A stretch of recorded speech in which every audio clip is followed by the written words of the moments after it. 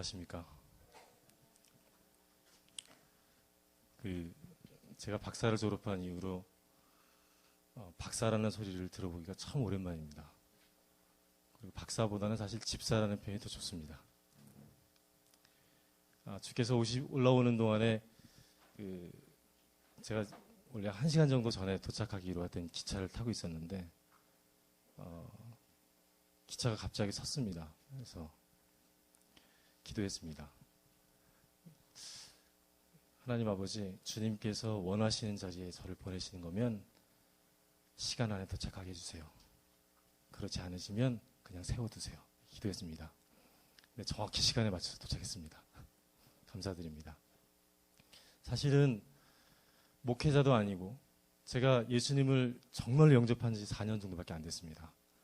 그런 정말 일천한 자가 이 자리에 서서 설교한다고 했을 때 부담이 엄청나게 많이 됐습니다. 더 놀라웠던 거는 지난주의 일이었습니다. 지난 주일에 저희 목사님이 지난 금요일에 제가 설교한다고 말씀하신 거예요. 그래서 제가 일주일 열심히 기도하고 준비해서 이 자리에 딱 왔습니다. 왔는데 조대원 목사님 계시는 거예요. 뭐지? 마음속으로 순간 내가 날짜를 잘못 봤나? 저는 날짜를 보지 않았고 목사님 말씀하신 거 들은 겁니다. 그래서 하나님께서 분명히 뭔가 뜻하신 것이 있을 거예요. 저 뒤에 앉아서 기도하고 있었습니다. 근데 하나님께서 기억나게 하시는 게 있었어요. 뭐였냐면 지난 봄에 이렇게 이야기 드린다고 뭐 이상한 사람이라고 생각하지 마셨으면 좋겠고요. 기도 가운데 하나님께서 빨리 너 나가서 생수를 너 손에 들 수 있을 만큼 사라고. 굉장히 겁났습니다. 왜 이러실까? 그래서 마트에 가서 순종해서 이렇게 두 손으로 들고 6병씩 들고 아파트로 돌아와서, 저희 숙소가 아파트입니다. 아파트 돌아와서 계속 기도하는 건데 너무나 절박한 마음이 부러지는 겁니다. 이 나라가 너무나 위험하구나. 지금 전쟁이 날지도 모르겠구나. 그런 마음이 너무 보여지는 겁니다. 그래서 하나님 이 나라의 땅을 제발 구원해 주세요. 밤새 기도하고 새벽에 기도하고 했습니다. 아침에 일어나서 그날이 마침 좀 늦게, 제가 밤에 좀 늦게 잠을 자서 늦게 출근해도 되는 날이었는데 마트를 가라고 하시는 거예요. 그래서 마트를 가서 좀 더 사라고 하시는 거예요. 그래서 물이 아니라 이번에 생필품을 사리라고 생각하고서 마트를 갔습니다. 근데 가는 도중에 이상한 마음이 드는 겁니다. 마트가 문이 닫혀 있으면 하나님 전쟁 막힌 걸 알겠습니다. 근데 마트가 막혀 있는 겁니다. 한 군데 더 가봤습니다. 마트가 또 막혀 있었습니다. 그런데 여전히 마음은 불안한 거예요. 그리고 마음 가운데 지명까지 떠오르고 장소가 보입니다. 어디로 가라고. 그래서 두려운 마음에 계속 기도하다가 저녁에 퇴근하면서 하루 종일 일을 못하고 계속 빈둥빈둥 하다가 저녁에 운전하면서 퇴근하면서 하나님께 이런 소원을 드렸던 기억이 납니다. 아버지 하나님, 하나님께서 구원하실 만 하시면 이 나라의 땅을 구원해 주시고 이 나라의 땅에 청년의 세대를 세우게 해주세요. 청년의 세대가 세워나기 소망합니다. 아버지께서 기뻐하시는 통일의 세대가 이 땅 가운데 소망으로 태어나게 소망합니다. 하나님 10년, 20년을 바라보시고 이 나라의 땅 구원해 주세요. 그때 주님의 음성이 들렸습니다. 내가 너희 기도를 들었다. 까맣게 잊고 있었습니다. 한 6개월 지났는데요. 이따가 말씀드리겠지만 까맣게 잊고 있었습니다. 그런데 지난주에 저 뒤에 앉아 있는데 그 말씀이 생각이 나는 거예요. 그리고 공교롭게도 이 자리가 지성소 예배라는 걸 안 겁니다. 저는 어떤 예배인지도 몰랐어요. 우리 목사님 너무 짧게 얘기해 주셔가지고. 그래서 주님께서 준비하게 하시고 보충하게 하셨습니다. 더 놀랐던 거는 지난주에 조대현 목사님 전하셨던 말씀, 기도원에 대한 말씀이셨습니다. 근데 저도 하나님께서 기도에 대한 말씀 전하라고 하셨어요. 이 시간에 먼저 말씀 한 구절 보고 시작하도록 하겠습니다. 시편 103편 1절로부터 5절까지 말씀입니다.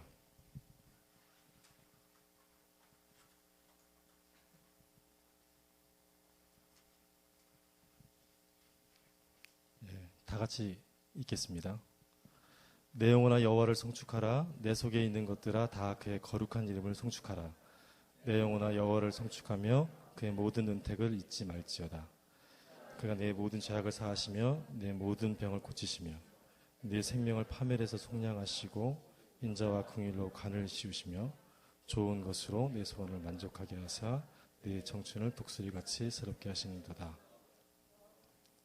아멘. 읽으시면서 어떤 느낌이 있으십니까? 저의 죄를 속량하시고 하나님께서 이 자리까지 인도하셨습니다. 저는 아까 처음에 말씀드린 것처럼 의정부 좋은나무교회 집사입니다. 그리고 예수님을 인격적으로 만난 지는 정확히 4년 가까이 됐습니다. 그래서 여기 앉아 계신 분들보다 성경 말씀도 잘 모릅니다. 그래서 사실은 하나님께 굉장히 부담감을 가지고 기도했습니다. 아버지, 제가 이 자리에 서도 되나요? 솔직히 자신이 없었습니다. 그래서 정말 그 박사학위 예비시험 받을 때 어떤 기분인지 모르시죠? 한 45일 정도 밤을 샙니다. 이렇게 일본에서 학위를 받았는데 그 일본은 조사나 이런 거 가지고 굉장히 꼼꼼하게 써야 돼서 일본어로 논문을 썼거든요. 근데 한 45일 정도를 밤을 새고 계속 한 새벽 4시까지 쓰고 아침에 가서 샤워하고 다시 8시에 나오고 이런 식의 생활을 45일을 했습니다. 그런데 발표할 때 긴장이 안 되는 거예요. 친숙한 교수님 계시고 옆방 교수님 계시고 이런 식입니다. 그래서 그분들한테 그냥 편하게 이야기를 했던 기억이 납니다. 그런데 이거는 준비하는데 목사님이 잘못 얘기해 주신 덕분에 2주를 준비하는데 2주 동안 정말 엄청난 부담인 겁니다. 그래서 제가 처음으로 하나님 앞에 시험 보는 기분으로 오늘은 하루 종일 그 화장실에 들락날락하고 그리고 왔습니다. 얘기가 좀 딴 데로 갔어야 되는데 죄송합니다. 좋은나무교회에서 뭐 하냐면 그 찬양인도 하고 있습니다. 왜 하고 있냐면 제가 운동권 그 주사파 시절에 했던 일이 노래운동이었습니다. 그래서 기타를 가지고 음악을 공부하고 너무 재밌어서 학업을 다 전폐하고 음악 했었어요. 그래서 제가 일본에서 박사학위를 받고 돌아왔다니까 친구들이 음악도 박사학위 주냐고 이렇게 물어보던데. 찬양인도 하면서 주님께 받은 마음은 뭐였냐면 제가 나이가 많습니다. 겉보기에는 그래 보이지 않을지 모르겠지만 제가 87년도에 대학에 입학했습니다. 그래서 상당히 많습니다. 근데 주님께서 제게 찬양인도 하면서 주셨던 마음이 있었어요. 너는 청년이다. 그래서 저는 청년의 마음으로 항상 옷을 청년스럽게 입고 이 외모도 좀 청년스럽게 하고 그렇게 하고 있습니다. 어떤 분들은 저보고 비결이 뭐냐고 물어보세요. 그래서 속으로만 말합니다. 저는 하나님께서 청년이라고 불러주셨어요. 이렇게.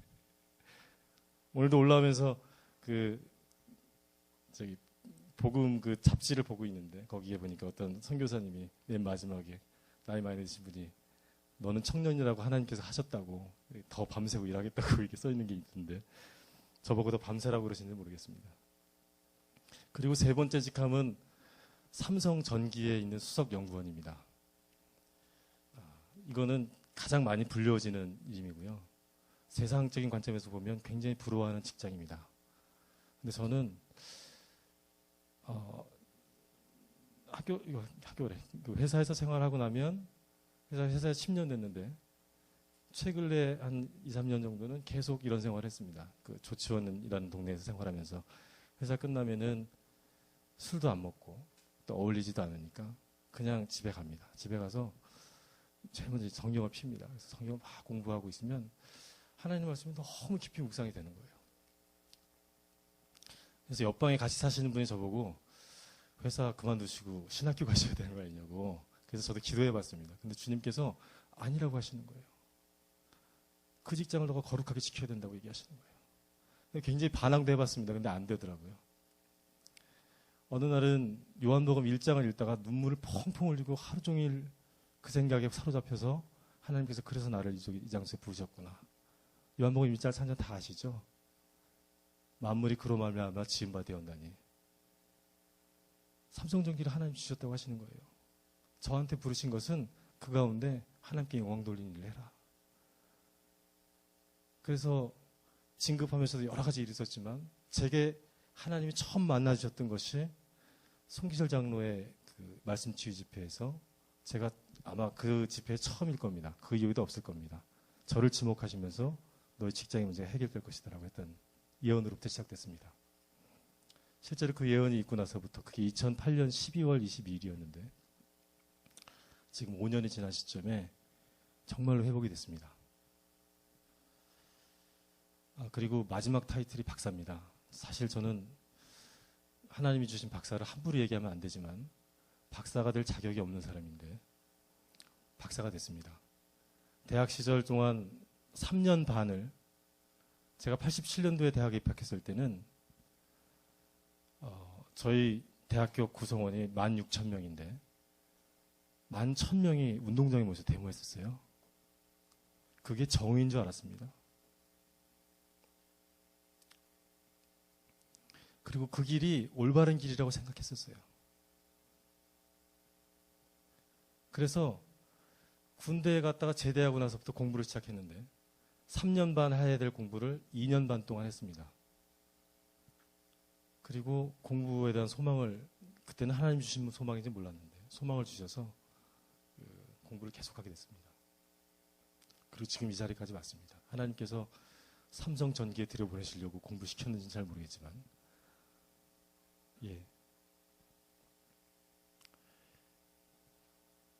예수님을 영접하고 나서 제일 먼저 했던 것은 새벽 기도였습니다. 예수님을 진짜 만나고 나서 어떻게 만났냐면 2008년도에 12월 달에 하나님 말씀 받기 전까지 2007년도부터 저희 목사님과 사모님과 주변에 저희 교회가 그렇게 4명 정도밖에 없었거든요. 근데 저를 계속 공격하셨습니다. 어떻게 하면 전도하시려고 막 등산도 같이 가주시고 등산 올라가면 저는 산꼭대기 올라가서 담배 피우고 그러다가 그 2008년 12월에 목사님께서 성경을 하나 사주시면서 요한복음을 좀 보셨으면 좋겠다고, 다른 거 안 보셔도 된다고 그러셔서, 그래서 그때 술을 굉장히 좋아했습니다. 술을 거의 일주일에 5일, 6일 출근을 하면 6일 중에 4일은 먹었습니다.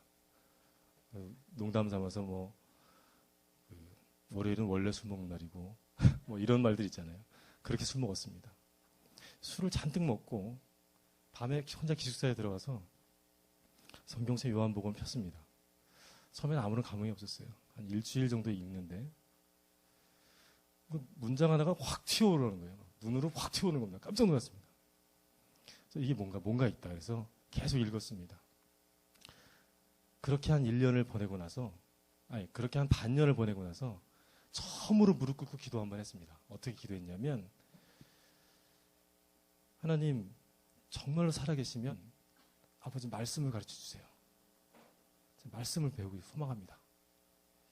그 다음 날부터 제가 성경을 읽지도 않았는데 예레미야서 몇 장 몇 절, 이사야서 몇 장 몇 절, 이게 떠오르는 거예요. 그래서 성경을 찾아보면 깜짝 놀란 말들이 써 있는 겁니다. 그때 처음 알았습니다. 하나님 살아계시는구나. 나를 정말 사랑하시는구나.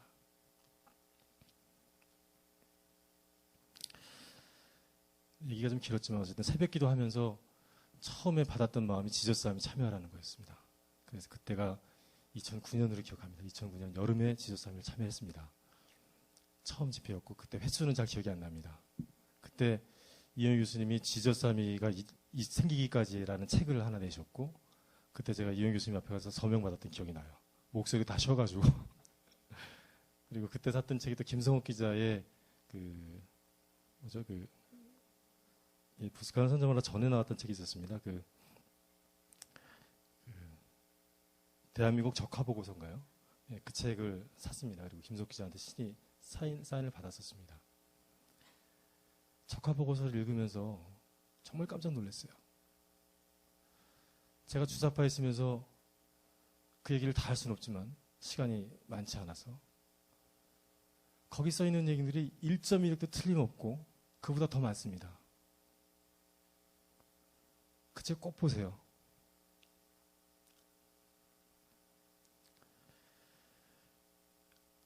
지난주에 말씀 준비하면서 영상을 하나 봤습니다. 이 영상을 보면 하나님께서 기도에 대한 부담감을 주시기도 하지만 이 말씀을 보면 오늘 말씀하고도 연결이 좀 될 것 같아서 준비를 좀 해왔습니다. 영상 좀 틀어주시겠습니까? WCC요. 이거 말고.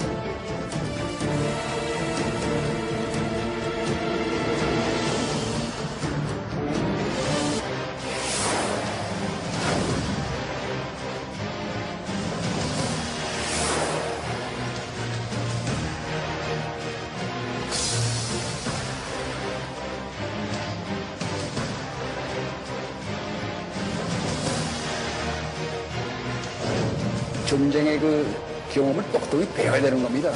제가 지금 걱정하는 그겁니다. 월남이 그 패망할 때 똑같아요. 우리 지금 대나가고 있는 꼬라지가. 그렇기 때문에 위험하다는 겁니다.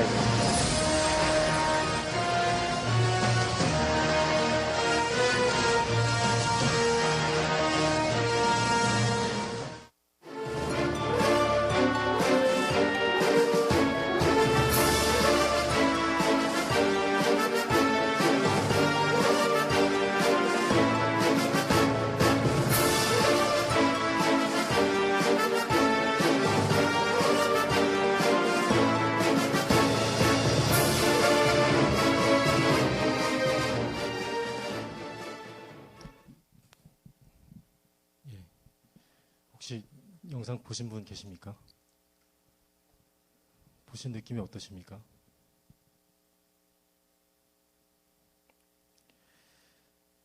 미혹이라는 단어가 성경에 56번인가 나오는 거로 검색하니까 나오더라고요. 요즘 세상이 좋아져서 성경을 다 몰라도 검색하면 몇 번 나옵니다. 근데 미혹의 단어를 한자를 잘 뜯어보면 그 미자는 그 쌀미가 위에 올라가 있습니다. 근데 쌀미가 뭐냐면 빛이 있는데 가운데 뭐 하나 세워놓은 겁니다. 그래서 빛으로 열매 맺는 쌀이다는 뜻인 쌀 미자에 있는데 그 빛자를 그 쉬엄쉬엄 갈 착변으로 이렇게 붙여놨습니다. 그리고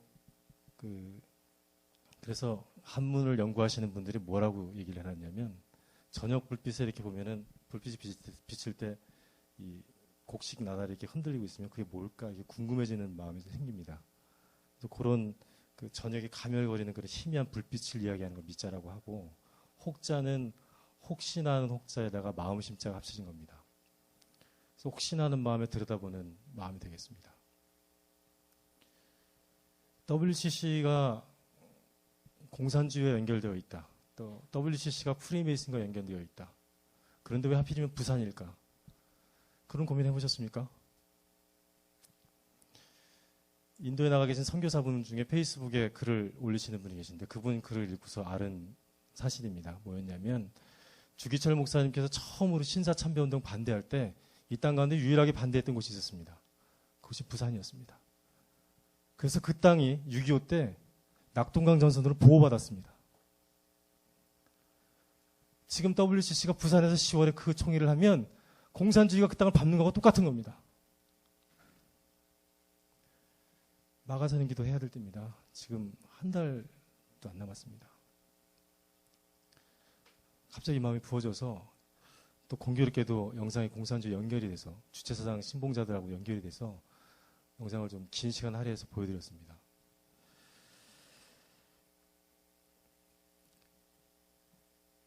여러 가지 써온 건 되게 많은데요. 다 넘어가겠습니다. 시간이 별로 없어서. 공산주의, 특별히 주체사상이라고 하는 것이 어떤 것인지 요한계시록 13장 14절에 보면 짐승 앞에서 받은 바 이적을 행함으로 땅에 거하는 자들을 미혹하여 땅에 거하는 자들에게 이르기를 칼에 상하였다가 살아난 짐승을 위하여 우상을 만들라 하더라. 이들은 이사도 버리고 기적도 버립니다. 그래서 그게 꼭 하나님이 한 일인 것처럼 속입니다.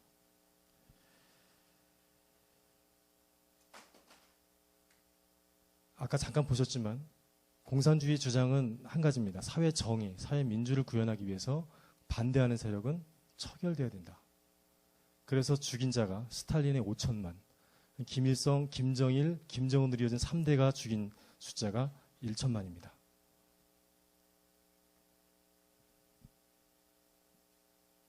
이승호 박사께서는 어떻게 정의하셨냐면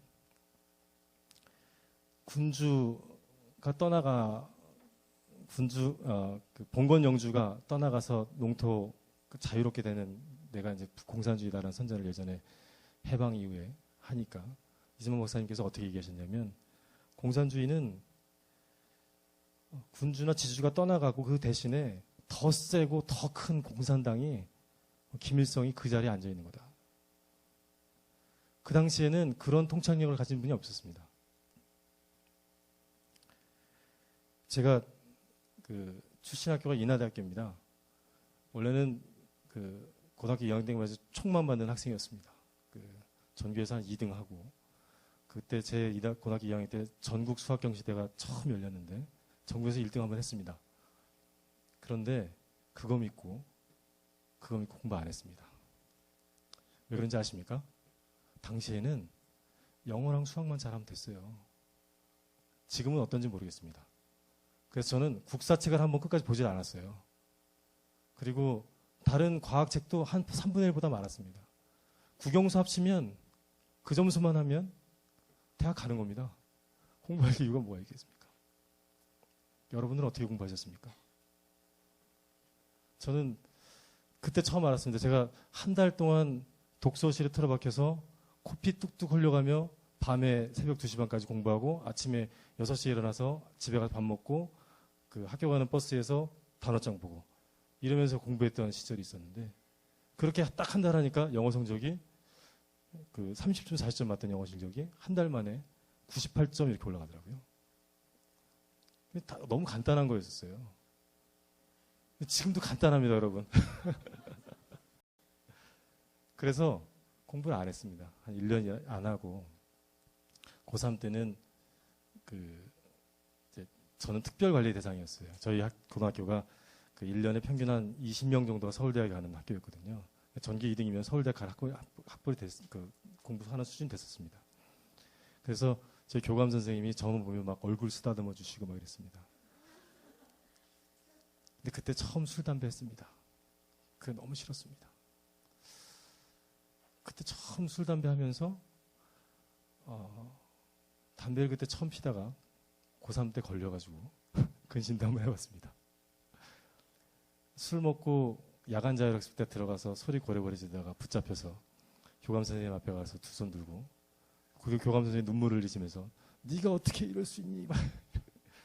근데 결국은 그래서 어쨌든 들어간 대학이 그때 당시에 공대 중에 넘버 3라는 인하대학이었습니다. 나중에 안 사실이지만 인하대학교는 이승만 박사님이 만드신 학교입니다. 그 학교에 가면 이승만 박사의 동상이 원래 있었습니다. 그 동상이 임경호라고 하는 한반도 남쪽 형상에 생겨있는 호수를 바라보고 서 계셨습니다. 그 동상이 당연히 없어요. 있겠습니까? 87년도에 그 난리를 쳤는데 87년도 전에는 어땠냐면 85학번, 86학번, 82학번, 83학번 선배들을 만나보면 도서관 꼭대기에 밧줄 매달고 호언철폐 하고 외치다가 바로 잡혀가고 이게 그 데모 다였대요. 근데 87년도에 확 바뀐 겁니다. 87년도에 전두환 대통령이 호언하겠다고 하는 이야기를 하면서부터 여론이 막 들끓기 시작한 거예요. 그런데 맹점이 있습니다. 학생들이 제가 다니던 공부 시절에는 지금도 어떤지 모르겠어요. 제가 공부할 때는 정말로 지금 말씀드린 것처럼 영어 수학만 하면 됐어요. 사회에 관심 없어도 됐습니다. 내 의견 필요 없었어요. 암기하면 됐습니다. 수학 머리가 좀 좋으면 됐었어요. 제가 좋다는 얘기는 아닙니다.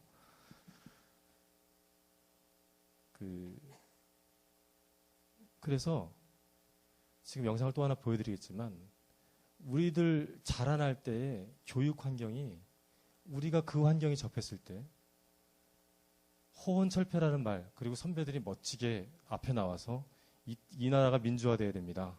이렇게 얘기하는데 안 넘어가겠습니까? 그동안은 고등학교 때까지 한 번도 토론이라는 건 없었어요. 없었어요. 그냥 무조건 암기만 하면 됐습니다. 그런데 대학에 와보니까 인천이라는 지역이 되게 재미있는 게 인천에는 인천 출신 학생들이 주로 서울로 학교를 많이 다닙니다. 그래서 우수한 학생들이 많이 있었어요. 그래서 독서회, 독서토론회라는 그 주최사장의 비밀 셀 조직이 있는데 그 셀 조직을 운영하는 사람들도 인천을 거점으로 하고 인천 고등학교 출신의 서울의 우수한 대학을 다니는 사람들이었습니다. 85학번들, 그 위에 82학번들. 제가 만나본 사람은 82학번까지 만나봤습니다. 82학번 선배 중에 한 명은 두 사람을 만났는데 두 사람 다 이름을 아직도 모릅니다. 한 사람은 알아요. 왜냐하면 그동안에 죽었어요. 그 운동권에서 나름 유명하신 분이었는데 그때 죽었을 때 처음 그 이름을 알았습니다. 그냥 그분은 황소라고 불렀어요. 그분의 말 중에 한 가지만 기억이 납니다. 헌신과 자족은 종이장 한 장 차이다. 운동권한테는 뭘 요구하냐면 헌신을 요구합니다. 네가 헌신해야 이 나라가 민주화된다. 네가 헌신해야 미군이 떠나가고 이 나라의 진정한 자주가 이루어진다. 저희가 자주가 뭔지 알겠습니까? 미군이 어떤 일을 하는지 알겠습니까? 여러분 아세요? 지금도 비슷할 것 같습니다. 지금도 우리 청소년들, 청년들,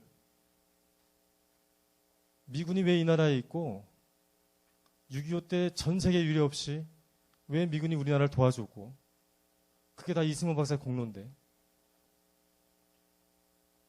아무도 사실을 몰라요.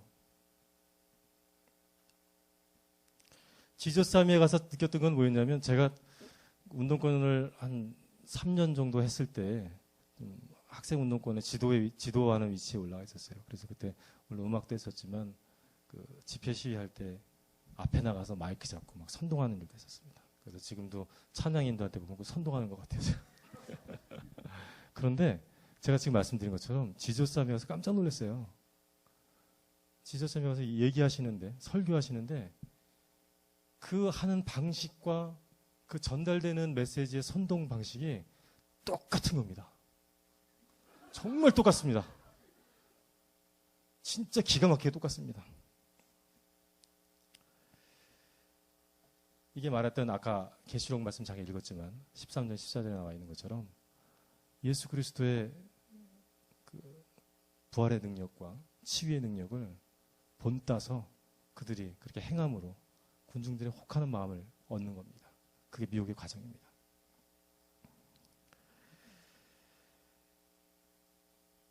지금 국회의원들 중에 제가 이름이 기억나는 분이 몇 분 계세요.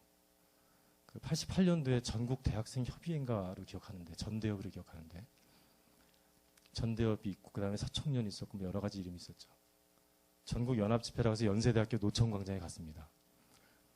그때 우리 그 총학생회장이 8학번이던 그 정재교라는 분이었는데 그분도 지금 어디 당원이실 텐데 그 연세대 노천극장에서 밤에 불을 다 끄세요 그러더니 이렇게 라이터를 켜라고 하더라고요. 불을 딱 켰는데 멋지더라고요. 그런데 그때 바로 이어서 방금 임수경 양이 북한의 평양에 도착했다고 환호를 질렀던 기억이 납니다. 그게 88년이었습니다. 제가 지금 말씀드린 학번이 몇 학번인지 기억하시죠? 82학번부터 제가 87학번이고 제 뒤로 쭉 있습니다. 드러난 자들이 몇 명이나 될 것 같습니까? 이석기 의원, 기타 몇 명이나 될 것 같습니까? 그럼 드러나지 않은 자들은 얼마나 될 것 같습니까?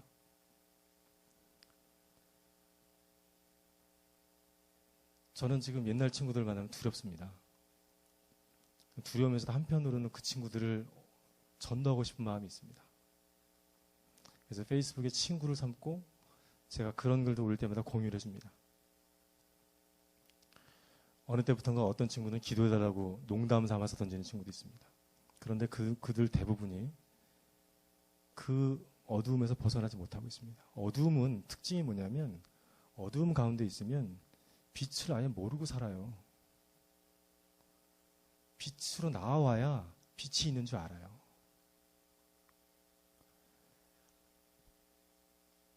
예수님 말씀을 알기 전까지는 제가 그것이 한쪽의 사상이라는 것도 몰랐어요. 그것이 좌편향 사상이라는 것도 몰랐습니다. 그리고 지금 이렇게 예수님 중심으로 이야기하는 것이 그들이 얘기하는 우편향인지도 잘 몰랐습니다.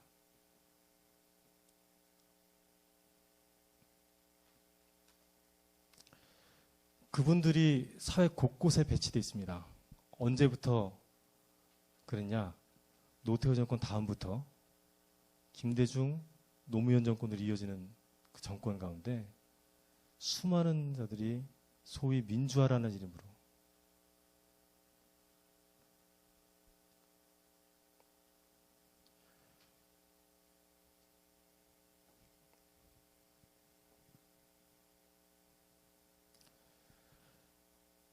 우리나라 국가가 뭡니까? 그렇게 알고 계시잖아요. 법률이 제정된 게 없습니다. 아직도 법률이 제정이 안 됐어요. 그러면 언제부터 국가가 무궁화했을 것 같으세요?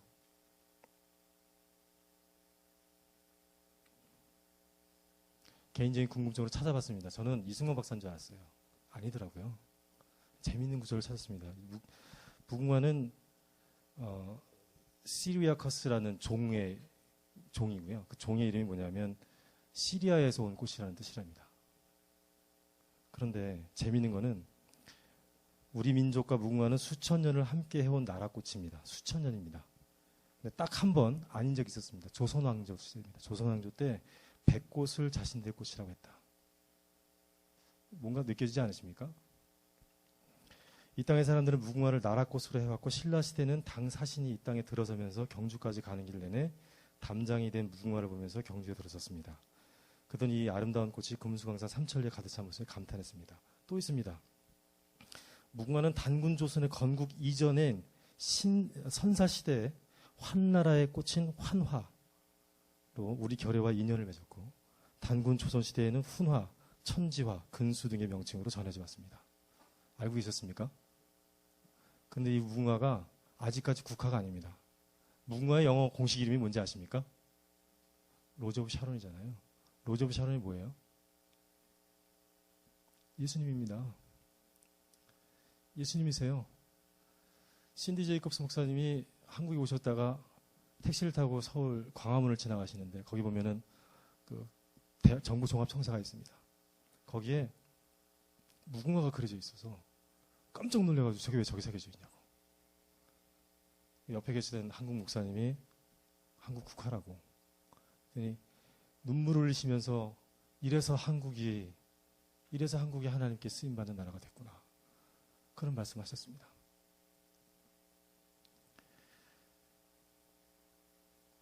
알고 싶은 게 있을 때 어떻게 하세요? 저는 알고 싶은 게 있으면은 요즘에는 너무 좋은 세상이어서 이렇게 쉽게 인터넷 치면 금방 나옵니다. 그래서 금방 찾을 수 있는데 인사이클로피디아, 위키피디아 이런 거 많이 있잖아요. 위키피디아에 심심해서 자본론을 한번 쳐봤습니다. 이 강의를 준비하면서. 혹시 검색하면 보여줄 수 있어요? 구글에서? 잘 보세요. 어떻게 써있나 보세요. 안 되세요? 예. 우리가 알고 모르고 있는 사이에, 우리가 알면서도 모른 척하고 있는 사이에 마르크스의 자본론이 어떻게 둔갑되고 있냐면 마치 사회주의, 아주 그럴듯한 이론서로 둔갑되어 있습니다. 그게 공식적인 위키피디아의 설명입니다. 제가 지저스함이 그때 처음 참석했을 때 인터넷 사역에 대한 그 부름이 있는 사람을 콜링을 하셨었어요. 마음속으로 강하게, 저는 그게 뭔지 몰랐는데 일어서라는 마음을 받아서 그때 일어섰습니다. 그래서 지금까지 에스도에 그 헌신을 하고 있습니다. 물론 제가 직접 하진 않지만 재정으로 헌신하고 있습니다. 인터넷 공간이, 그리고 저희가 알고 있는 지식의 공간이 수많은 부분이 우리가 손대고 바꾸지 않으면 우리 모르게 전부 다 미혹의 장소로 쓰임받고 있습니다. 자본론 보시죠. 객관적으로 비판한 책이며 사회주의 성서로 논평되고 있다. 어떠세요? 보시면서?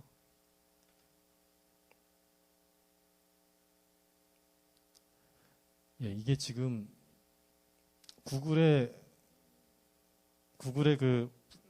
인터넷 그 플레이어가 하나 있습니다. 크롬이라고 있습니다. 크롬이 어떻게 생겼는지 아세요? 크롬이 가운데 동그라미가 있고 일자가 이렇게 3개가 있어요. 그거 자세히 보시면 666입니다. 제가 지금 종말에 대해서 얘기하고자 하는 건 아닙니다. 저는 요한계시록을 공부하고, 제가 공부하게 됐던 계기는 우리 교회에 탈북 청소년들이 있었어요. 그 아이들을 어떻게든 영어를 가르쳐 보겠다고 제가 안 되는 짧은 성경 지식으로 말씀을 영어로 가르쳤습니다. 그때 계시록을 좀 가르쳤었는데 알고 싶은 게 너무 많아가지고 책을 막 다운받아서 계속 공부를 했었어요. 공부하면서 너무 두려움이 많았습니다. 깨달은 게 있었습니다. 아, 이거 열심히 공부하고 열심히 사회생활 해도 소용이 없구나. 세상 끝장나겠구나. 그런데 어느 순간 하나님께서 그게 아니라고 그러시는 거예요. 사랑이라는 단어가 계속 떠올랐습니다. 사랑이라는 단어가. 이게 뭘까? 지금 제가 잠깐 말씀드린 주사파가 82학번부터 혹은 그 이전부터 있습니다. 강철 서신의 김영환 씨, 그 이전부터 있습니다. 20, 30년을 준비해서 지금 이석기와 같은 자들이 국회에 있습니다.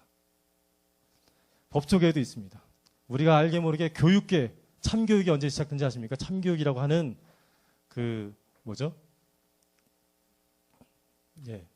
전교조 있죠. 전교조가 88년인가 89년에 시작됐습니다. 지금 한 15년쯤 지났습니다.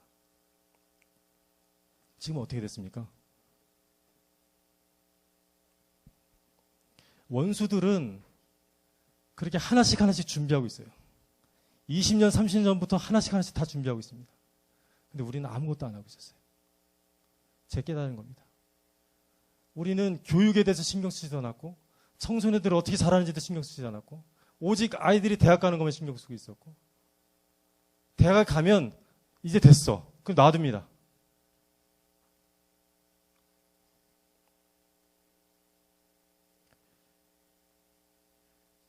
제가 군대에 간 거는 91년도였습니다. 87년 학번인데 91년도에 갔으니까 꽤 오랫동안 버텼죠. 어머니한테 군대 안 가겠다고 막 버텼습니다. 근데 마지막 해 91년도에는 제가 그 운동권에서 얘기하는 소위 투신이라고 있습니다. 그 노동운동에 투신한다고 그래서 제가 이제 기타하고 노래를 하니까, 그리고 당시에 이제 작곡도 좀 하고 했으니까 저보고 이제 노동자 문화마당이라고 하는 일을 하라고 선배가 시키더라고요. 그래서 알겠다고. 그래서 그 일을 한 1년 정도 하고 있는데, 노동자로서 온전히 섞이려면 군대를 갔다 와야 된다, 이렇게 얘기해서, 그래서 그 말에 순종해서 군대를 갔습니다. 91년 5월이었습니다. 나이가 많은 편이었고, 92년 10월 정도까지 평탄하게 군생활을 했습니다. 그리고 그 사이에 운동권 선배들이 한 두세 번 찾아와서 문건을 이만큼 들고 와서 좀 이제 학년이 높아지면 질수록 문건의 내용이 진해집니다. 교시, 그래서 북한에서 온 내용이라든가 이런 것들 막 들려줍니다. 근데 사실 군생활하면서 힘들어가지고 잠깐 휴가 나갔는데 그게 귀에 들어오겠습니까? 아무튼 그 해에 대통령 선거가 있었습니다. 김영삼 대통령 선거가 있었어요. 그때 제가 잡혔습니다. 군 기무대에 잡혀서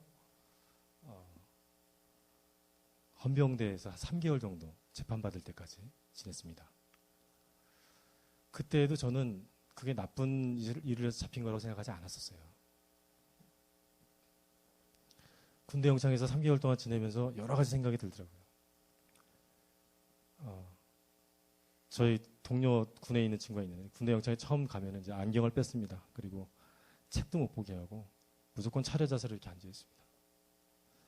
근데 저는 그게 제일 힘든 거라고 생각했는데, 나와서 요즘에 보니까 북한의 교화소, 제가 그 자세로 있어봤기 때문에 압니다. 얼마나 힘든지 모릅니다. 감기 걸렸는데 기침하면 혼나요. 근데 북한에서는 그러면 아마 맞아 죽을 겁니다. 어쨌든 3개월 동안 그 재판 준비하는 과정에 한 분을 만났습니다. 지금도 아마 법조에 계실 텐데, 서울대 8호학번 검사셨는데, 그분하고 이렇게 대화를 나누면서 제가 가지고 있는 거에 잘못된 게 뭐고 해야 될 게 뭐고 이런 것들을 얘기를 해주셨어요. 근데 그때는 다른 것보다 저희 어머니가 저 면에 오셔서 흘리는 눈물을 보면서 내가 좀 너무 심했구나 그런 생각을 좀 했었습니다. 그냥 잘못했다가 아니라 좀 심했구나 이런 생각을 했었어요. 그리고 선고 공판이 있던 날이었습니다. 선고 공판이 있던 날에 아마 2월 달 정도 기억하는데, 선고가 국가보안법 위반으로 징역 1년에 집행유예 1년 6개월을 받고, 그때 당시에 계급이 상병이었는데 2등병으로 강등돼서 저 멀리 전방에 있는 부대로 보내졌습니다. 그래서 한 10개월을 더 군대 생활하고 짝대기 하나 더 얹어서 제대했습니다. 그 10개월 동안 하나님 만지기 시작하셨어요. 그 10개월 동안 꿈에 계속 떠올랐던 게 있었습니다. 제가 중학교 때 저희 어머님이 원래 카톨릭 신자하셨어요. 근데 지금은 온전히 교회를 다니시는데, 그때 그 어머니 따라서 카톨릭 교회에서 세례도 받았습니다. 근데 그 바로 옆에 부활절 되면 계란을 하나로 더 받으려고 교회도 갔다가 성당도 갔다 했습니다. 예, 교회를 갔는데 그 교회가 주한장로교회였었어요. 주한장로교회가 등나무가 이렇게 위에 있었고, 앉은 돌이 있었고, 거기에 예배당이 1층짜리 조그만 게 하나 있었어요. 되게 작았습니다, 교회가. 그 교회가 꿈에 계속 떠오르는 거예요. 뭘까? 그 이유는 제대하고 무려 4년이 지나서야 알았습니다. 그 이후에도 계속 때만 되면 떠오르고 했었어요. 2007년에 하나님 작정하고 저를 만나주시려고 여러 가지 상황을 만드셔 주셨는데, 그 가운데 하나가 직장 가운데 어려움이었습니다. 각설하고 군대 제대하고 작정하고 이제 민주시민으로 살겠다. 한겨레 신문 보고 오마이뉴스 보면서 열심히 민주시민으로 살겠다 생각하고 이제 세상에 대한 관심 접고 공부를 시작했습니다. 새벽 5시에 일어나서 도서관 가서 밤 11시 반까지 명절에도 하루만 명절 집에 있고 딱 공부했습니다. 정말 어렵더라고요. 진짜 어렵더라고요. 왜 웃으세요?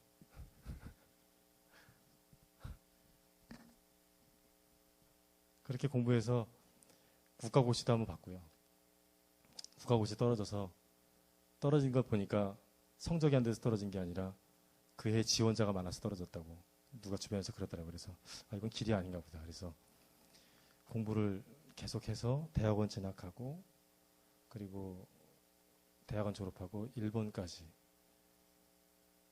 미국 유학을 준비했다가 IMF 터져가지고 도저히 돈이 안 돼서 일본에 가서 공부를 했습니다. 한 달에 한 번씩 일어나는 지진도 경험을 하고, 그 공부했던 곳이 어디였냐면 2011년도 3월 11일 날 지진이 큰 게 일어났던 지역 센다이였습니다. 거기에 가면 토호쿠 대학이라고 있습니다. 한글로 읽으면 동북대학입니다. 그 대학이 꽤 괜찮은 대학입니다. 일본 분들한테 토호쿠 대학 나왔다 그러면 저희 서울대학 나온 것보다 더 감탄하는 정도로 좋은 대학입니다. 박사과정이니까 들어갈 수 있었습니다. 오해하지 마십시오. 그 장소가 어떤 장소냐면, 영적으로 일본의 다키모토 준 목사님이 설명하시는 걸 나중에 들은 적이 있었습니다. 한국 조선 땅에서 넘어왔던 원래 토족 민족들과 동남아시아 쪽에서 배를 타고 왔던 해적들이 전쟁을 해서 밀리다가 전선이 마지막에 형성되었던 데가 센다이였대요. 센다이에는 일본이 믿고 있는 긍정적인 부분과 부정적인 오랑캐의 문화가 극명하게 만나는 부분이랍니다. 그래서 그 지점에서 지진이 일어난 것은 하나님이 계획하십니다. 이런 설교를 들은 적이 있었습니다. 그런데 또 저는 그 장소에 있었습니다. 지진 날 때는 없었는데, 지진 날 때도 저 그걸 갈 뻔했어요. 지진 날 때 바로 그 전달에 일본으로 파견 가서 1년 동안 생활하라고 가려고 그랬는데 지진 나서 못 갔습니다. 사실은 일본에 대한 부르심도 있었습니다. 어떤 부르심이었냐면, 출장을 갈 때 연구실에 있는 친구들 생각나서 전화해서 성경을 전해주고 복음을 전한 적이 있었어요. 근데 그때 갑자기 출장이 이틀이 연기가 되면서 남쪽에 오키나와 바로 위쪽에 있는 어느 공장을 가라고 해서 거기를 혼자 비행기 타고 갔습니다. 근데 주머니에 그때 1200엔인가 있었어요. 일본은 카드가 잘 안 됩니다. 1200엔이면은 한 끼는 먹을 수 있겠다 싶어서 갔는데, 보통 택시를 타면 택시는 대부분 다 카드가 됩니다. 근데 택시를 탔는데 카드가 안 되는 거예요. 카드 비용 해가지고 700엔이 나오고, 그래서 배가 고파서 편의점 가서 300엔짜리 먹고 나니까 400엔이 남았습니다. 이거 가지고 이제 다시 밑에 끝나고 돌아와야 되는데 막막한 거예요. 그 전전날 복음 전한다고 그 친구하고 밤에 이렇게 라면 먹고 음식 먹으면서 돈을 좀 써가지고 돈이 없었습니다. 그래서 돌아오는 길에 그냥 좀 굶고 가야 되겠다. 그래서 그 카드로 기차를 끊고서 기차로 이제 한 3시간 정도 거리를 가야 되는데 제일 싼 거 끊어서 갔습니다. 가고 있는데 그때 이제 보고 있었던 책이 전병욱 목사님 책이었어요. 지금은 저술 활동 안 하시지만 당시에 전병욱 목사님 굉장히 좋아했습니다. 기차를 갑자기 세우시는 거예요. 저는 하나님이 세웠다고 믿습니다. 가다가 한 시간쯤 갔는데 책을 열심히 보고 있는데 기차 갑자기 서가지고 여기서부터 걸어가면 얼마나 걸릴까. 그래서 고민하고 있는데 방송이 막 나오는데 선로 고장으로 기차가 더 못 가니까 2역에서 내리셔서 환불 받으라는 겁니다. 그래서 환불을 받으러 갔더니 현금을 주는 거예요. 한 3,000원이 생겼습니다. 너무 감사해서 이제 더 좋은 기차로 옮겨 탔어요. 그 기차는 또 카드를 긁었습니다. 신칸센을 탔습니다. 그래서 책을 딱 폈는데 처음 제가 읽다가 서 있는 구절, 그 다음 구절이 뭐였는지 아십니까? 내 이름을 전하는 자 내가 굶기지 않으리라. 깜짝 놀랐습니다. 기차 안에서 펑펑 울었습니다. 그리고 그러니까 외국에 나가면 그런 놀라운 일들이 이렇게 있어요. 또 미국 출장 갔을 때 일인데 미국 출장 갔을 때는 이렇게 미국 사람들이 굉장히 많이 먹습니다. 이영 교수님 잘 아시겠지만 미국 사람들 같이 저녁을 먹는데 스테이크를 시켰는데 우리 스테이크 시키면은 요만한 거 나오잖아요. 그래서 어떻게든 좀 더 시키려고 꽃배기 없냐고 물어보고 그러는데 거기는 스테이크가 이만합니다. 그리고 거기에 단무지 없습니다. 유일한 에피타이저는 뭐가 있냐면 토마토 잘라놓은 거 2조각 있습니다. 그리고 거기에 밥이 이만큼 얹어져 있습니다.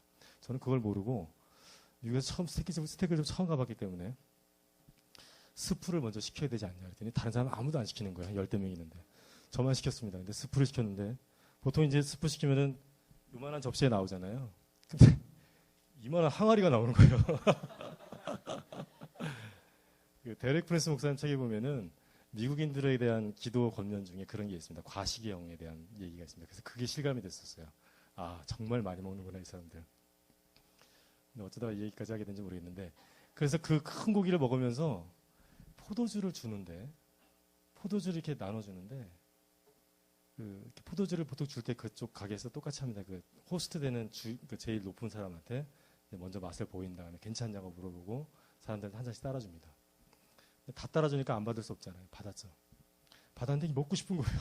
너무 느끼하고 너무 이상하게. 그래서 제 술을 끊은 지 불과 3년이 됐는데 그때가 3년이 됐을 시점이었는데 이게 도저히 안 되겠는 거예요. 하나님 한 모금만 먹겠습니다. 그래서 입에 딱 댔는데 음성이 들리는 거예요. 제가 술을 끊겠다고 서원했던 건 언제였었냐면 예수님께서 마지막 만찬 끝내고 제자들에게 천국에서 먹을 때까지 먹지 않을 것이다라고 하셨거든요. 그 얘기를 너무 깊게 받아들였었어요. 그래서 하나님 제가 하나님 곁에 갈 때까지 안 먹겠습니다. 이렇게 얘기했던 기억이 납니다. 그랬더니 입에 댔는데 나중에 나랑 먹지 않을래? 그러시는 거예요. 그래서 거북한 속을 붙잡고 이걸 어떻게 다 먹지? 저는 한 3분의 2를 남겼습니다. 근데 이제 다른 미국에서 생활하시는 분들은 거의 다 드시더라고요. 그래서 돌아오는 비행기에서 아시아나항공에서 스테이크를 준다고 하길래 비교 체험해 보기 위해서 그걸 시켰어요. 그랬더니 스튜어디스가 깜짝 놀라면서 한국분 아니시냐고 그래서 한국 사람이라고 시켰거든요. 근데 정말 맛있더라고요. 한국에서 나온 스테이크는 조그맣고 정말 맛있더라고요. 김치도 있고.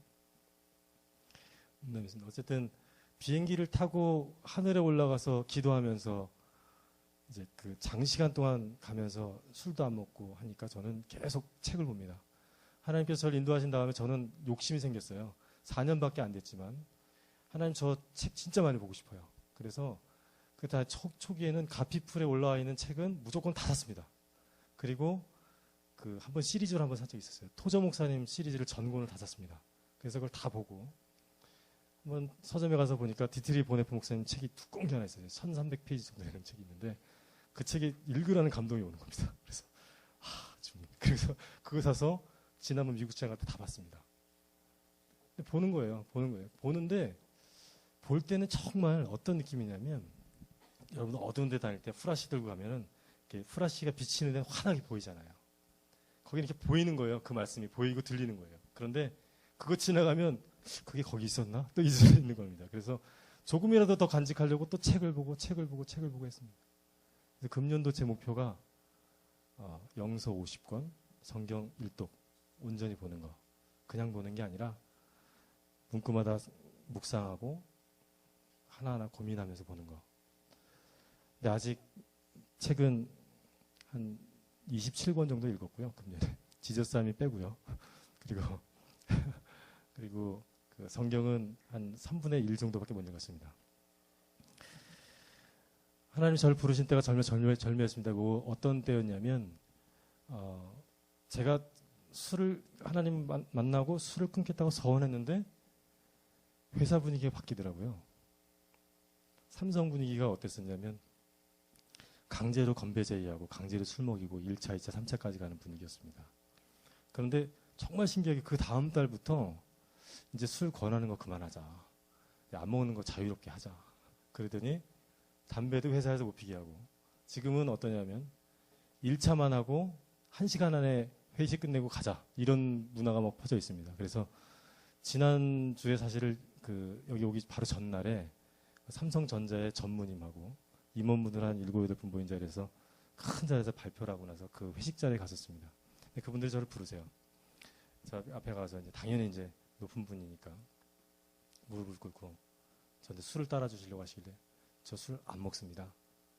그랬더니 어머님 표정이 싹 변하면서 그래 그럴 수도 있지 그러면서 냉수를 따라주시더라고요. 그러더니 제가 자리로 돌아가니까 막 욕을 하시더라고요.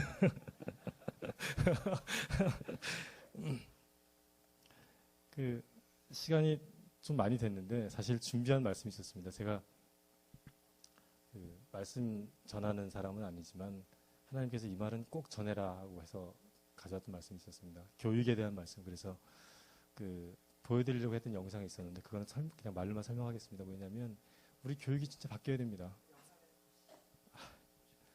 예. 지금 예시바 틀어주시겠어요?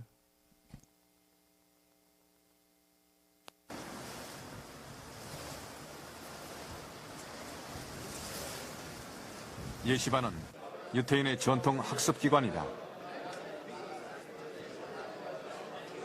바로 이 예시바에 유태인의 성공 코드가 있다.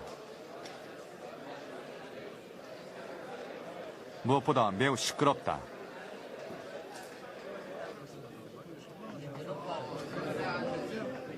그리고 좌석 배치가 특이하다.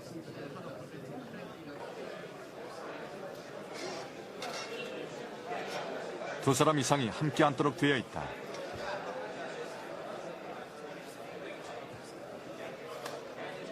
바로 토론을 위한 구조이다.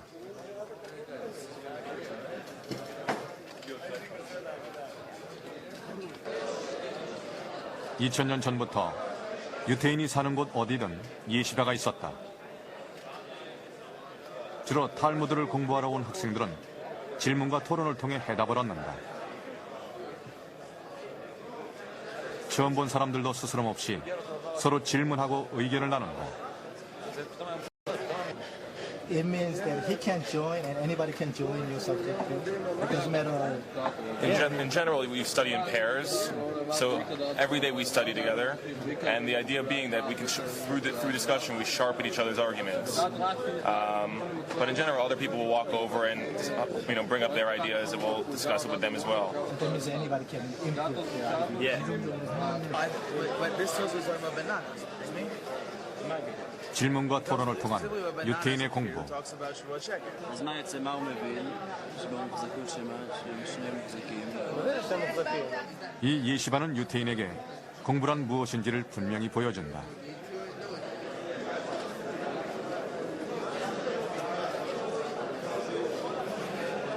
Well, this is the classical traditional ways. We've been doing this since time immemorial. And the idea is that it's not everybody by themselves learning, but if I talk to you about it, we both understand it more. And if I go argue with my friend, we both understand it more. And if I think one thing and he thinks another and we argue about it, in the end we come to a deeper understanding of what it's really about. And so it's all about discussion and talking and learning with different people all day. You can actually hurt somebody's feelings. Does this happen to you guys? Most of the time we stay focused on the material, in which case we're just discussing, our particular opinions on the material. But I guess once in a while, but we're good friends, so it's okay. It's all, yeah. Even if you disagree intellectually about what it means, we know that it's not a personal argument. It's not a vendetta.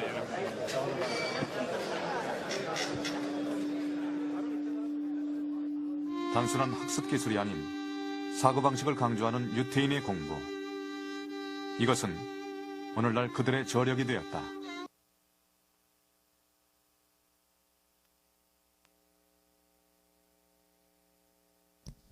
이 영상은 어디서 봤냐면 회사에서 봤습니다. 회사에서 우리 사장님이 과학적 사고 해가지고 연구원들을 가르치는 그 발표 자리에 보니까 이거를 보여주시더라고요. 그래서 저걸 꼭 우리도 봤으면 좋겠다. 그런 생각을 했었습니다. 유대인들의 공부는 성경에 잘 나와 있습니다. 신명기에 잘 나와 있는데 부모하고 같이 배웁니다. 어릴 때부터. 집에서 배웁니다. 그리고 배운 거를 나와서 같이 토론하면서 자기 의견을 다듬어갑니다. 가장 큰 배움의 장소가 어딘지 아십니까? 가르치는 자리입니다. 가르쳐 보신 분은 압니다. 가르치면서 더 깊음을 알게 됩니다. 옆 사람하고 자기 토론하면서 자기 주장 얘기하면서 그동안의 생각 가운데 구름처럼 가려있던 것들이 이거네 그러면서 설명이 될 때가 있어요. 그게 자기 의견이 되는 겁니다. 저는 이런 식으로 교육이 좀 바뀌었으면 좋겠습니다. 저희 교회에서 대안학교를 하고 있습니다. 대안학교 교장 선생님이 한번 오셔서 그 영상을 보여주시진 않았지만 유대인 방식으로 부모와 자녀가 어떻게 공부해야 되는지를 실체로 보여준 적이 있었어요. 성경 구절을 한 6구절 이렇게 보고서 그 구절 한 구절마다 부모와 아이가 서로 질문을 하는 겁니다. 여기에 무슨 질문이 있을까? 그 질문을 막 써보고 그 질문을 서로 얘기하면서 조금씩 의견을 나눠가는 거.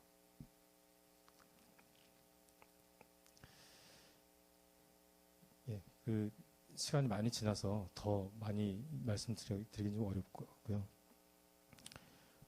마태복음 7장 21절에 보면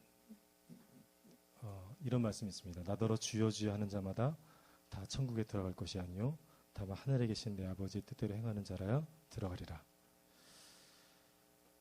처음에 예수님께서 저에게 말씀 주시고 인도하심 경험하면서 너무 기뻤는데 이 말씀을 접하고 깜짝 놀랐어요. 그럼 뭐가 더 필요하지? 뭐가 더 필요한 걸까? 짧게 나누겠습니다. 창세기 14장 8절로 16절에 보면 아브라함의 군대가 나옵니다. 소돔 왕과 고모라 왕과 아드마 왕과 스보임 왕과 벨라 곧 소알 왕이 나와서 시딤 골짜기에서 그들과 전쟁을 하기 위해 짐을 쳤더니 엘람 왕 그돌라오멜과 고임 왕 디달과 시날 왕 아무라벨과 엘라살 왕 아리옥 네 왕이 곧 그 5 왕과 맞서니라. 시딤 골짜기에는 역청구덩이가 많은지라 소돔 왕과 고모라 왕이 달라날 때 그들이 거기 빠지고 그 나머지는 산에서 도망하며 네 왕이 곧 소돔과 고모라의 모든 재물과 양식을 빼앗아 가고 소돔에 거주하는 아브라함의 조카 롯도 사로잡고 그 재물가에 누락하여 갔더라. 지금 이긴 자가 왕들입니다. 왕들이 무려 4왕입니다. 한 왕이 가지고 있는 군대가 최소한 10,000명이라고 하면 4왕이면 40,000명입니다. 뭐 좀 죽고 했다고 해도 한 30,000명은 살아있을 겁니다. 그때 아브라함이 아모리 족속 마므레 상수리 풀 근처에 거주하였더라.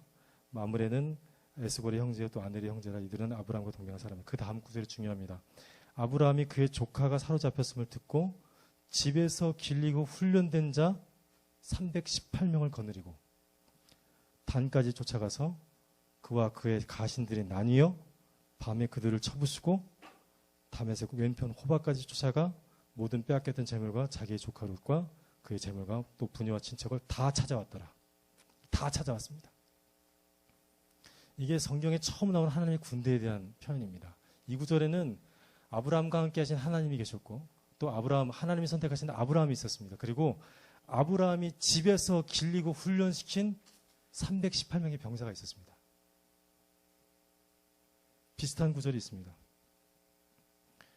그러면 군대가 뭐냐? 군대는 놀랍게도 출애굽기에 처음 나옵니다. 너희는 출애굽기 12장 17절에 너희는 무교절을 지키라. 이날에 내가 너희 군대를 애굽 땅에서 인도하여 내었습니다. 이 말씀을 처음 깜짝 놀랐어요. 왜냐하면 제가 알기로는 출애굽기 당시에 이스라엘 백성은 순전하게 이스라엘 백성이 아니었습니다. 이방 민족도 섞여 있었고 또 그 가운데 싸울 수 있는 남자의 장정수가 60만 명이라고 했는데 그거보다 더 많은 숫자가 있었습니다. 그런데 그들 전체를 통틀어서 하나님께서 뭐라고 얘기하시냐면 군대라고 얘기하셨습니다. 또 있습니다. 12장 41절 430년이 끝나는 그날에 여호와의 군대가 다 애굽 땅에서 나왔은즉. 이 말씀이 도대체 뭘까 고민했었습니다. 그 해답이 민수기 5장에 나와 있습니다. 민수기 5장 2절 3절 이스라엘 자손에게 명령하여 모든 납병 환자 유출증이 있는 자와 죽음으로 부정하게 된 자를 다 진영 밖으로 내보내되 남녀를 막론하고 다 진영 밖으로 내보내어 그들이 진영을 더럽히지 말게 하라. 내가 그 진영 가운데 거하느니라. 내가 그 진영 가운데 거하느니라.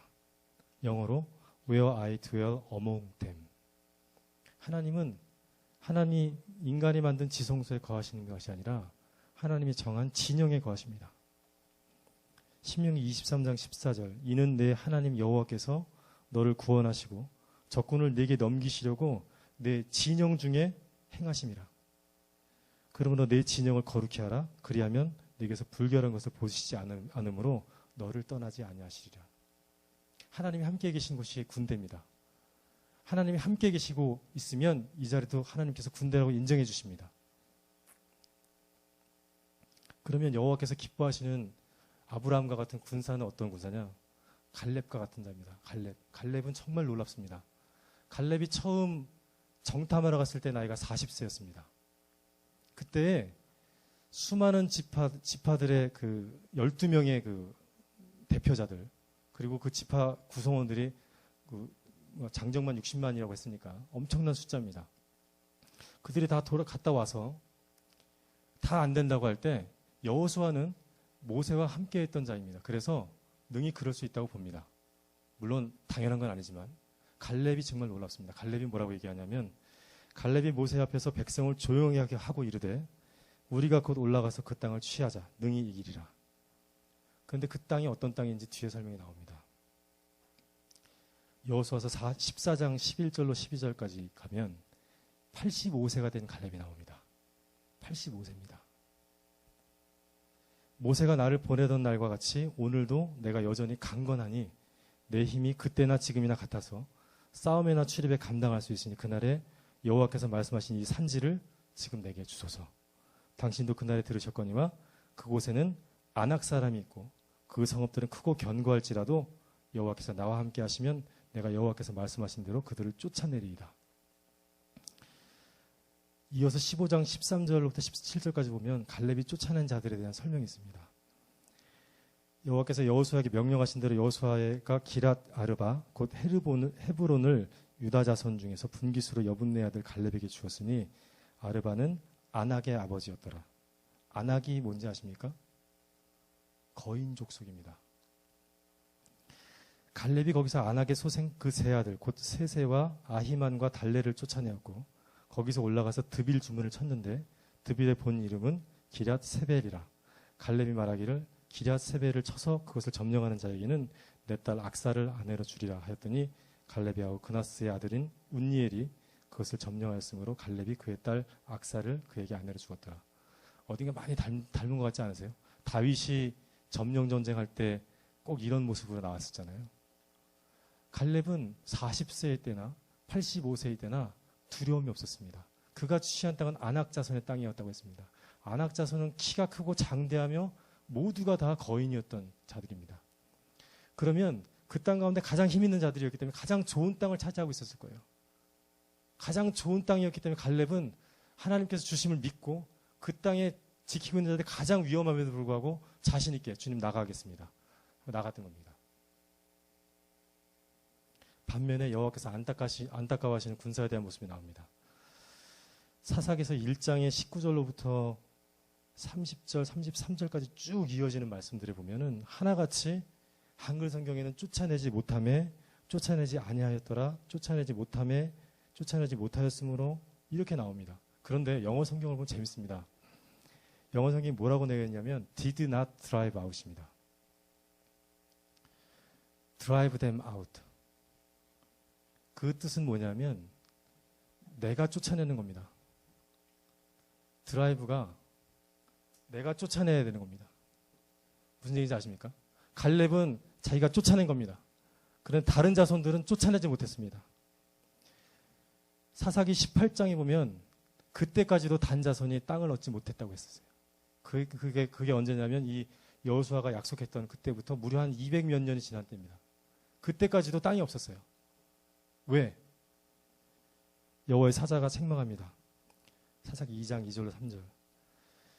너희는 이 땅의 주민과 언약을 맺지 말며 그들의 재단들을 헐라하였거늘 너희가 내 목소리를 듣지 아니하였으니 어찌하여 그리하였느냐. 어찌하여 그리하였느냐를 영어로 뭐라고 써 있냐면 disobey라고 써 있습니다. 우리가 순종하지 않은 겁니다.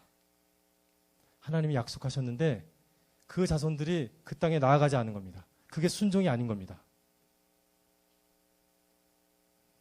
그래서 하나님께서 약속하십니다. 너희 앞에서 쫓아내지 아니할 것이다. 너희들의 올무가 되게 할 것이다. 이제 기드온 얘기가 나옵니다. 그래서 군대는 사실은 이렇게 하나님이 계시고 하나님이 계시는 장막이 있고 거기에 지도자를 하나님께서 선택하십니다. 기드온도 그렇게 선택된 자입니다. 선택받을 때 기드온이 뭐라고 했냐면 사울도 마찬가지고 다윗도 마찬가지였지만 자격이 없는 자라고 생각했어요. 근데 하나님은 다르게 보십니다. 혹시 자기가 스스로 자신이 없고 내가 나아가서 이걸 할 수 없을 거라고 생각하시는 분들, 하나님의 생각은 다를 수 있습니다. 우리나라 속담 가운데 너무 말이 길어지는데 죄송합니다. 천고마비라고 아십니까? 천고마비? 천고마비가 무슨 뜻인지 아십니까? 하늘이 높고 말이 살찐다 그러잖아요. 그게 어떻게 생겨난 말인지 아십니까? 여진족 때문에 생겨난 말입니다.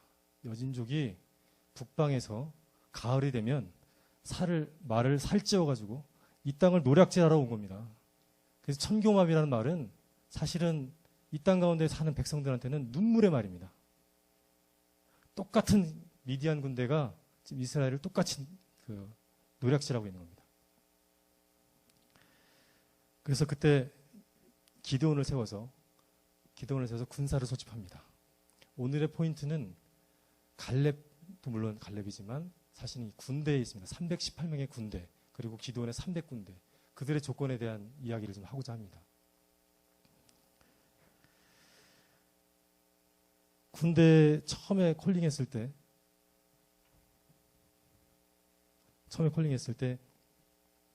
그 모인 자가 몇 명이었냐면 32,000명이었습니다.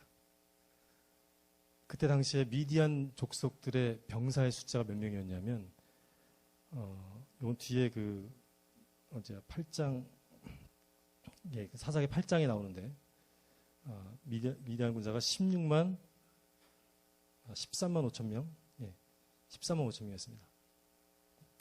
그래서 14만 5천 명 대 3만 2천 명이면 대략 한 4명 중에 1명 정도 되는 꼴입니다. 해볼 만한 싸움이죠. 그렇게 생각하십니까? 하나님께서 처음에 걸러내십니다. 갈렙과 같은 자를 찾으십니다. 너희 가운데 겁내하는 자는 돌아가게 해라. 그래서 너는 백성에게 외쳐 이르기를 누구든지 두려워 떠는 자는 길라산을 떠나 돌아가게 하라 하시니 이에 돌아간 백성이 2만 2천 명이며 남은 자가 10,000명이더라. 첫 번째 2만 2천 명이 동안 10,000명 남았습니다. 10,000명이면 14만 5천 명 대비 14명당 1명 정도 꼴입니다. 근데 하나님이 여기다 한 번 더 조건을 내거세요. 7장 4절로 6절까지 보면 물을 먹게 하십니다. 물을 먹게 하실 때 두 가지를 보라고 하셨어요. 한 가지는 뭐냐면 무릎을 꿇고 마시는지, 또 하나는 손으로 떠서 마시는지. 무릎을 꿇고 마신다는 게 어떤 건지 아십니까? 그 당시의 병사들의 모습은 큰 방패가 왼손에 있고 큰 칼이 오른손에 있었습니다. 무릎을 꿇으면 다 내려놓고 이 무장에 해제하고 무릎을 꿇고 얼굴을 받고 먹어야 됩니다. 갑옷이 무거워서 어떻게 할 수 없이 머리를 받고 먹어야 됩니다. 머리를 박는다는 게 무슨 뜻인지 아십니까? 경계하지 않는 겁니다. 베드로전서 5장 8절 근심하라 깨어라 너희 대적 마귀가 우는 사자같이 두루다니며 삼킬 자를 찾나니.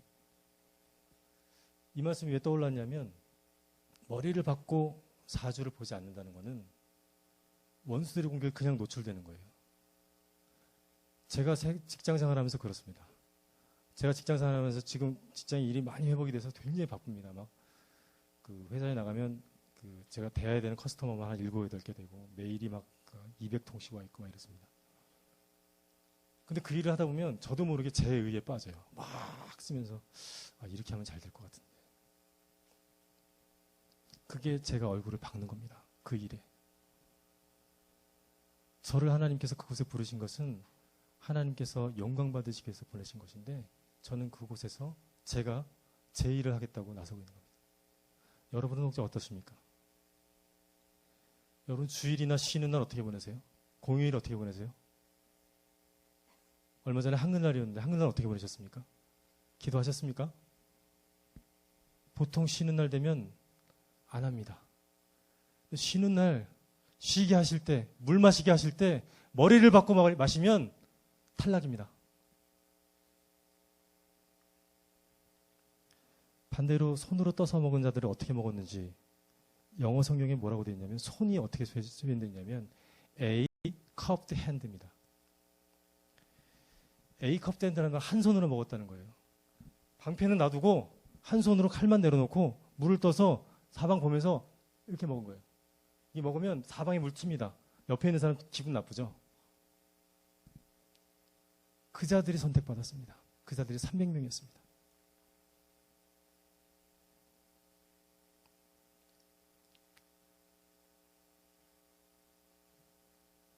그 다음 조건은 순종입니다.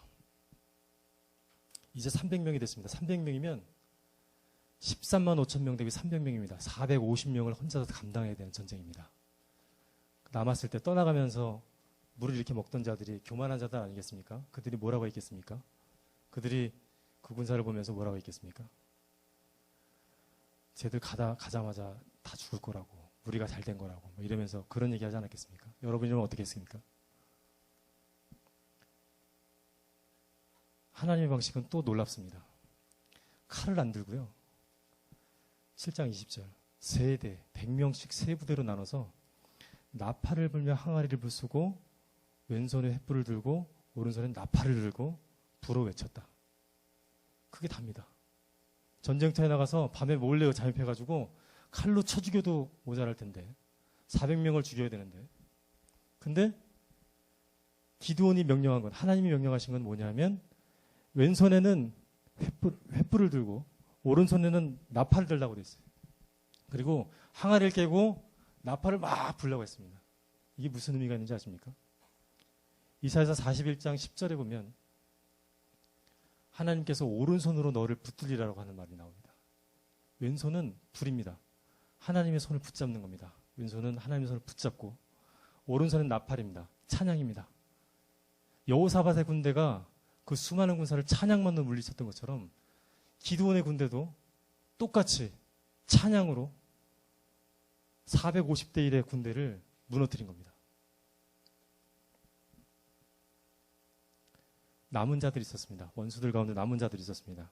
그리고 이 기드온 군대는 밤새 그 전투를 해서 물론 이제 신나는 승리하는 전쟁을 했기 때문에 기분이 좋겠죠. 근데 지쳐 있습니다. 고을 두 군데를 찾아가서 떡을 달라고 하는데 떡을 안 줍니다. 굶주렸습니다. 불평이 나올 만도 하잖아요. 불평에 대한 얘기는 한 구절로 써 있지는 않습니다. 그래서 네 번째 조건은 뭐냐면 끝까지 우리 장수 하나님 주님 되시는 우리 주님께서 주인의 주님께서 그만하라고 할 때까지 끝까지 가려고 하는 겁니다.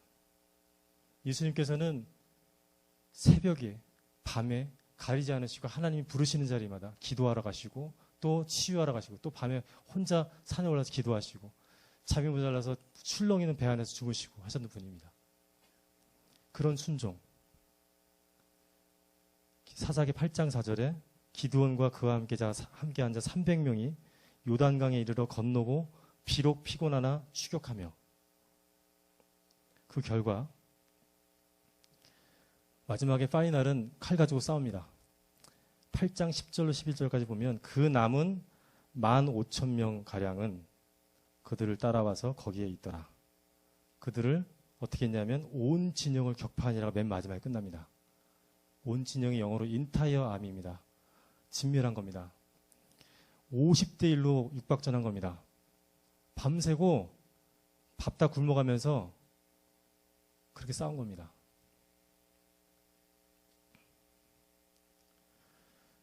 이런 모습이 하나님께서 찾으시는 군대의 모습입니다. 몇 가지 더 성경 구절을 찾아서 읽어드리겠습니다. 시편 110편 3절 너무나 잘 아시는 말씀입니다. 주의 권능의 날에 주의 백성이 거룩한 옷을 입고 즐거이 헌신하니 새벽 이슬 같은 주의 청년들이 주께 나오는도다. 이 청년이 오늘 새벽 예배 가운데 목사님 말씀하신 거였었어요. 이 청년이란 말은 히브리어로 헬라인가요? 히브리어죠. 히브리어로 군대라는 뜻이 있답니다. 하나님께서 군대를 세우시겠다는 겁니다. 요한계시록 19장에 있는 말씀을 마지막으로 읽어드리겠습니다. 또 내가 하늘이 열린 것을 보니 11절입니다. 11절부터 16절까지. 또 내가 하늘이 열린 것을 보니 보라 백마와 그것을 탄 자가 있으니 그 이름은 충신과 진실이라. 그가 공의로 심판하며 싸우더라. 그 눈은 불꽃 같고 그 머리에는 많은 관들이 있고 또 이름 쓴 것 하나가 있으니 자기밖에 아는 자가 없고 또 그가 피 뿌린 옷을 입었는데 그 이름은 하나님의 말씀이라 칭하더라. 예수님이십니다. 예수님. 그리고 14절에 나옵니다. 군사가 나옵니다. 하늘에 있는 군대들이 희고 깨끗한 세마포 옷을 입고 백마를 타고 그를 따르더라. 그리고 하나님께서 친히 전쟁에 임하십니다. 그의 입에서 예리한 검이 나오니 그곳으로 만국을 치겠고 친히 그들을 철창으로 다스리고 또 친히 하나님 곧 전능하신 이의 맹렬한 진노의 포도주들을 밟겠고 그 옷과 그 다리에 이름을 쓴 것이 있으니 만왕의 왕이요 만주의 주라 하였더라. 이것이 찬양의 비밀입니다. 저희가 하나님께 찬양 드리고 하나님 앞에 나아갈 때 하나님께서 총칼을 드시고 원수들을 진멸하십니다. 이게 하나님의 군대의 모습입니다. 이 시간에 먼저 기도했으면 좋겠습니다. 아까 WCC 영상도 보고 여러 가지 이야기를 했는데